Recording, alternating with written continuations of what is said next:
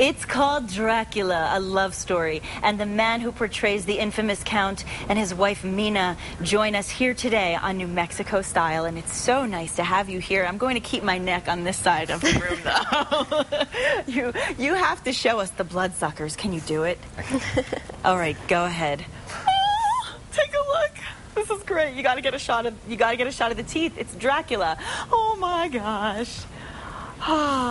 Okay, again, keeping my neck far away. But you know what? We are dealing with not just some very traditional characters that may cause a little fear, but we're dealing with some very talented people here because, of course, Dracula is a love story, a Festival Ballet, and Albuquerque's performance is coming up at the National Hispanic Cultural Center beginning tomorrow. So exciting. Jaime Chacon plays Dracula. Amanda Gelentfelt plays Mina Harker. And this is very exciting. Dracula's wife, right back in the late 1400s, reincarnated, sort of, to be his wife again, an amazing likeness in the 1880s. So now let's talk a little bit about what Dracula is about for the purists, because there are some people who might not know the whole story. This isn't exactly the historical version of the Dracula that you may be most familiar with. So why don't we talk a little bit about the differences that we're seeing in this performance from what we know traditionally? Oh, okay, good. We'll take out the teeth. I have to take out my teeth good. in order to be able to speak. I feel so much more comfortable now. I think the one thing that's really great about this production is that you get to have the traditional story as much as you possibly can, with a little bit of more modern twists too. Ooh. So it's a lot of really great things to look forward to. Any modern twists in particular we can look forward to? Well, there are some fantastic lighting. You have to come and see. And the sets are amazing, brand new sets. It's going to be fantastic. I love seeing theater here. You know, I recently saw Wicked, and I was just blown away by the production value. And you don't have to go to Broadway to get the quality and production and talent that we can see here. And certainly you know a lot about that, don't you? We're actually going to show some of the video as we talk, because I want you guys to get a glimpse of the set and the lights that Jaime is talking about. It's absolutely spectacular. Look at this. Now, what are we looking at right now? Which part of the show is this? This is actually one of the castle scenes where Harker has come to Transylvania, to my castle. And these are my three she-vamps that are trying to, lure him in and become one of us onto the dark side. Wow. You can see, it's just the dancing is spectacular. My goodness. How long have you been training for the show? Oh, for this show, I would say about 3 months. Just constantly going at it and just working together. So. Yeah. I mean, did you always want to be a ballerina all your life? Yes, I actually started when I was 2 years old, so wow. Been dancing for about 21 years now. And it's such a discipline, isn't it? Oh, yes, for sure. I mean, it's just, you have to be so committed and so dedicated, but then when you can watch a performance and say, I did that, it has to be the most gratifying feeling. I can't even begin to imagine. Yes.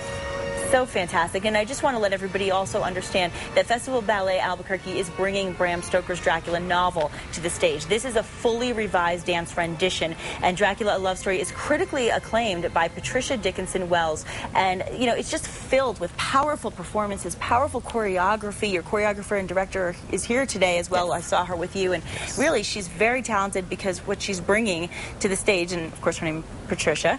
What's Patricia's last name? Let's give her the accolades. Patricia Dickinson. We have to give her the accolades because choreographing something like this is quite the task. It is. It really is.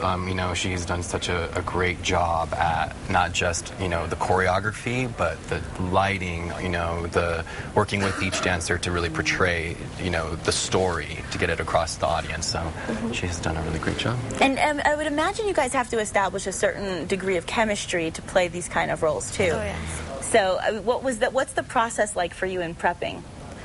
Well, I mean, you just have to let it out, basically. I mean, you have to remember back to those days when you first found love and try to portray that on stage. I think that's a good way of putting it. That's a great way of putting it, because you really have to put yourself into that feeling and just be. I mean, that's the key, of course. The acting is being. You don't want to play the part, you want to be the part. Right. And I know you guys are doing that. And you have 60 cast members, don't you? Yeah, it gets pretty crazy backstage. With the makeup, I was asking him before, what is the process of makeup for you? Well, after you warm up and, get your body going, you go to your dressing room and basically just start, putting on your Transforming. makeup. Yeah. Yeah, it's amazing. And what does it feel like to have the teeth in? It's your mouth feels very full. Okay, So I always wanted to ask Dracula about funny. this. But yeah, it takes some getting used to, and dancing with him is kind of something to get used to as well. It adds a whole new element, I Absolutely. guess. Now, do you have the teeth in there at all? I don't.